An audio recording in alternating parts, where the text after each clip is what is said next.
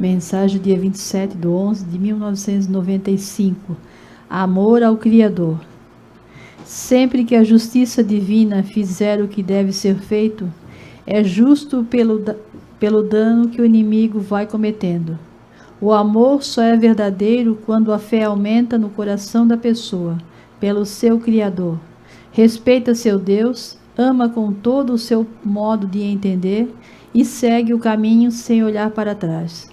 É neste caminho, ajuda o seu irmão, fazendo o mesmo que eu fiz e continuo fazendo.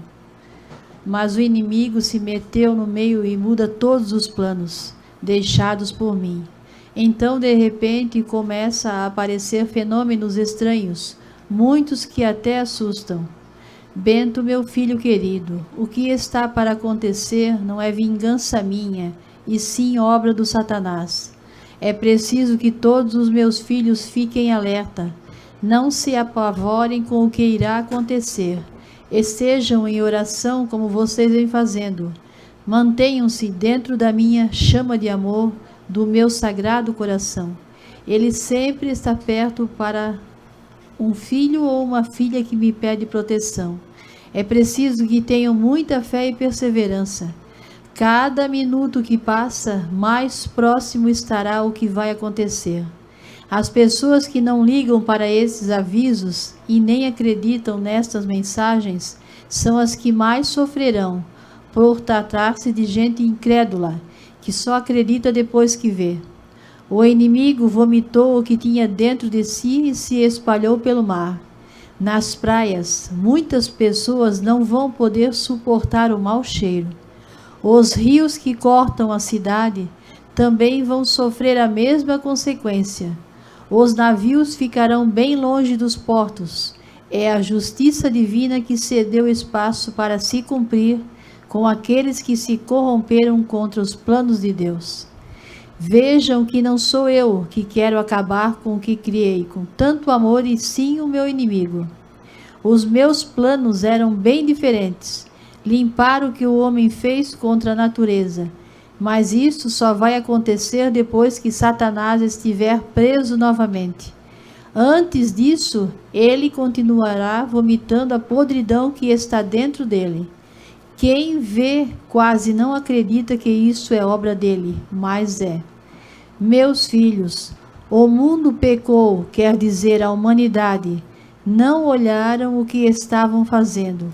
Cada um desses malfeitores pisaram onde não deviam.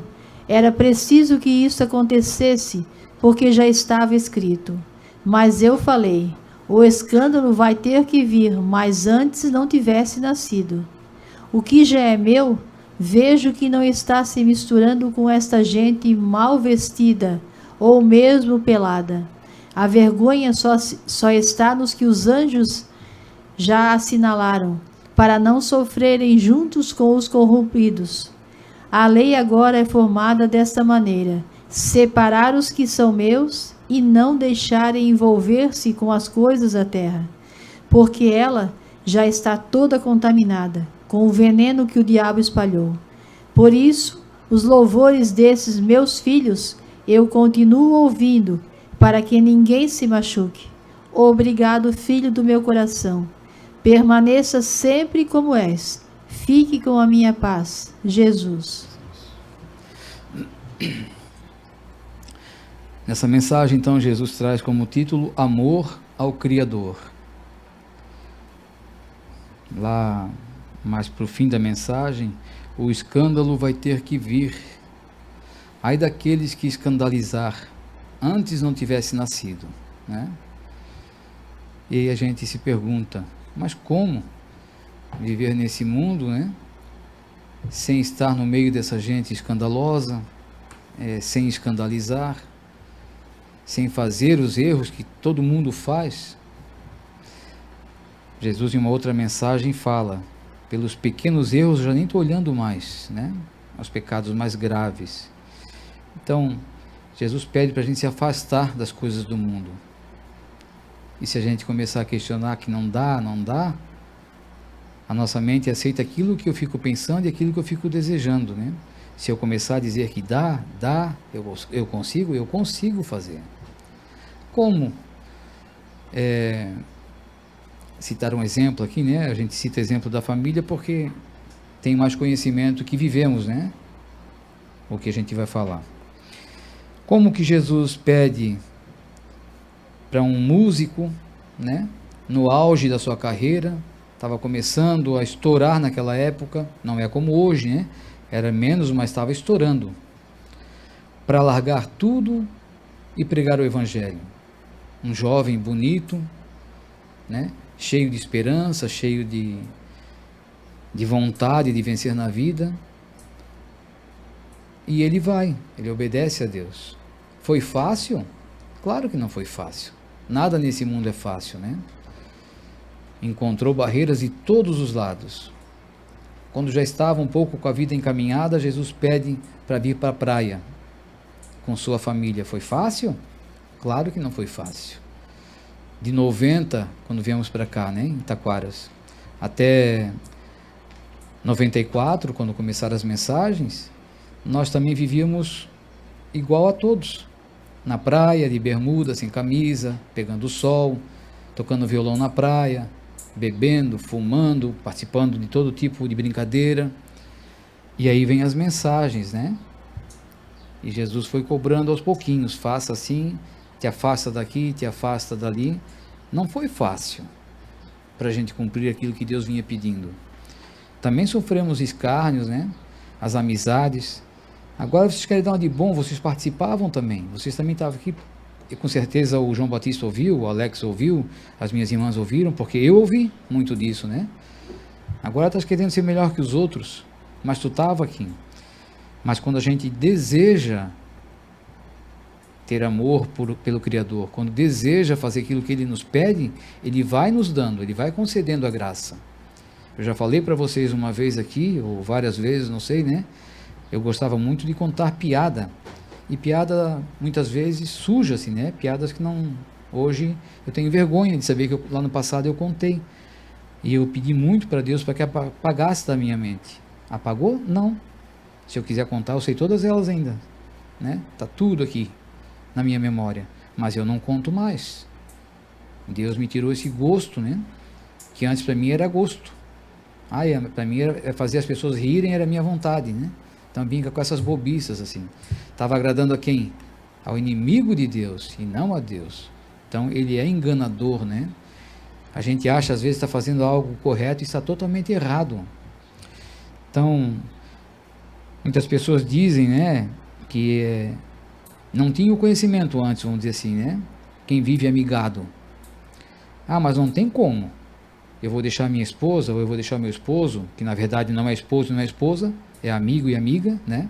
Se não é casado, não é esposo, não é esposa. Então, diz muitas pessoas que é impossível, mas já tem muitas pessoas que dizem que é possível.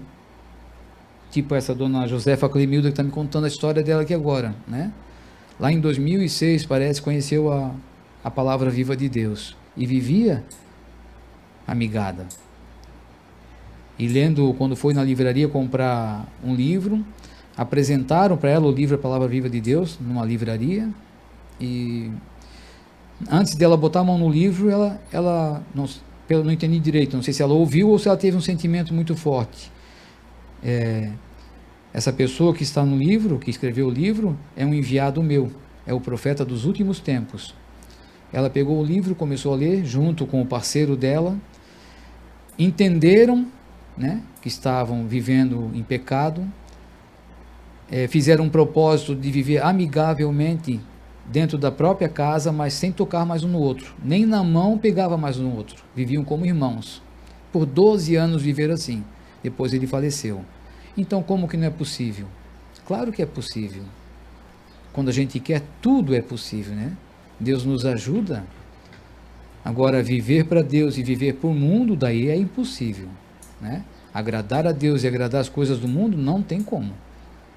Vocês estão percebendo que quanto mais a vinda de Jesus está se aproximando, mais o cerco vai se fechando, mais as verdades estão vindo à tona, né? Eu tinha uma doutora falando aí a Kátia, acho que botou na família ali, e ela diz ali, Como não envelhecer? Morrendo, né? Se ficar vivo, vai envelhecer. Então, se preparar para a velhice. E a gente vê hoje tantas pessoas aí com idade fazendo papéis de palhaços, né? Fazendo papel de bobos, querendo ser jovem, querendo ser mais do que jovem, com todos os tipos de gíria na boca, com todos os costumes aí ridículos que o mundo está oferecendo hoje, fazendo o papel ridículo, né? Então, saber envelhecer também. Não que o jovem está correto e o de idade está errado, mas do jovem até a gente tolera, né? Porque são jovens, são inexperientes, mas uma pessoa de idade fazer papel muitas vezes aí ridículo é inaceitável. Então, nessas mensagens que a gente tem nesse livro, Palavra Viva de Deus, vieram para nos alertar, para nos ensinar, né? Para nos mostrar o caminho, como devemos seguir. Mas para a gente aceitar tudo isso, temos que abrir o coração para Deus. Temos que abrir o nosso coração e pedir para Ele nos ensine, faça com que eu aceite a verdade, faça com que eu entenda a verdade que o Senhor está nos transmitindo. E Ele vai nos alertando, vai nos acertando, né, no caminho que tem que seguir. Então precisamos ser humildes em primeiro lugar, né, humildes. Mas a humildade sem a obediência não tem como, né? Só é humilde quem é obediente. Então vocês podem perceber que muitas pessoas que vocês conhecem e que mudaram de vida foi pela obediência, né? Aí, poxa, mas ele é humilde, mas ele é obediente. Se ele não for obediente, ele não é humilde. Então, para seguir a Deus tem que ser obediente em primeiro lugar. Aí a humildade vem junto. A fé já está no mesmo pacote daí, né? Nós precisamos acreditar, como Jesus falou na mensagem de ontem, né? Para vocês que acreditam nessa minha segunda vinda a essa terra. Se nós acreditamos na segunda vinda dele a essa terra, estamos esperando que Jesus, um Jesus moderno, um Jesus de terno, cheio de gíria? Não. É o mesmo Jesus que está na Sagrada Escritura, né? É o mesmo o Jesus que se mostra nesse livro através das mensagens. Um Jesus simples, humilde, mas um Jesus justo. Um Jesus que vai cobrar. Ele diz, não se perderá um tio da minha palavra. Então, como manipular a palavra de Deus? Como tentar encobrir algo? Ele vai vir e vai cobrar. E vai cobrar a quem ele confiou também, né? Hoje os sacerdotes que estão aí no mundo, levando o papel deles de sacerdote para o lado de uma brincadeira, né? Vai chegar o momento da cobrança. E daí quero ver o que vai acontecer. Uma vez eu falei para o Frei Antônio, que era o pároco aqui de Santo Inês, eu era ministro da Eucaristia, e quando ele começou a atacar demais o pai, naquela época era a igreja São Pedro lá, e eu fui lá falar com ele, e ele disse que eu não podia sair, né? Não tens autorização para sair. Eu disse, mas eu mando em mim mesmo, como é que eu não tenho? Simplesmente não vou participar mais. Mas por que estás fazendo isso? Porque o Senhor não teve piedade do pai. O Senhor julgou, falou, criticou de uma pessoa que o Senhor mal conhece. Então eu não quero compactuar. Como que pode o pai estar... Mesmo assim o pai tinha saído já e eu tinha ficado um tempo lá, né? Depois que a ficha caiu.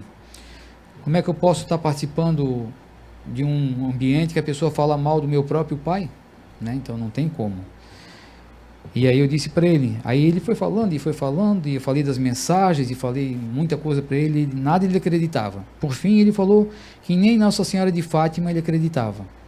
Então não tem mais nem conversa, porque o seu coração já está petrificado, né? Se o senhor não acredita nem em Fátima, vai acreditar em o quê?